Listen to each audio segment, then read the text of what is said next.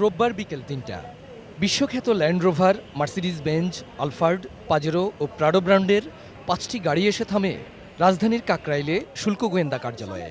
৩৫ জন দেহরক্ষী নিয়ে মার্সিডিজ গাড়ি থেকে নামেন ব্যবসায়ী মুসা বিন শমশের। শুল্ক ফাঁকি দিয়ে বিলাসবহুল রেঞ্জ রোভার গাড়ি ব্যবহার করায় তাকে তলব। বিকাল ৩টা থেকে বিকাল ৫টা পর্যন্ত ২ ঘন্টা তিনি এখানে ছিলেন, ইনকোয়ারি টিমের সামনে ছিলেন এবং বিস্তারিতভাবে তদন্ত করেছেন। তারা জিজ্ঞাসাবাদ করেছেন, উনি জবাব দিয়েছেন।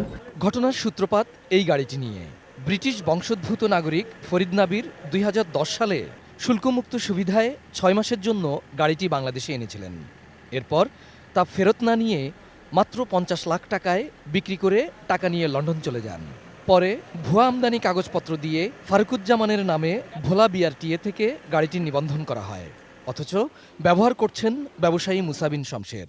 গত ২১ মার্চ গাড়িটি জব্দ করেন শুল্ক গোয়েন্দারা। আমি ইনকোয়ারি টিমের সাথে কথা বলেছি, তারা একমত হয়েছেন যে মানি লন্ডারিংয়ের যে উপাদান সেটি তারা পেয়েছেন, একই সঙ্গে শুল্ক ফাঁকির যে উপাদান সেটিও বিদ্যমান আছে। ৩ আইনে এখন মামলা দায়েরের প্রস্তুতি চলছে।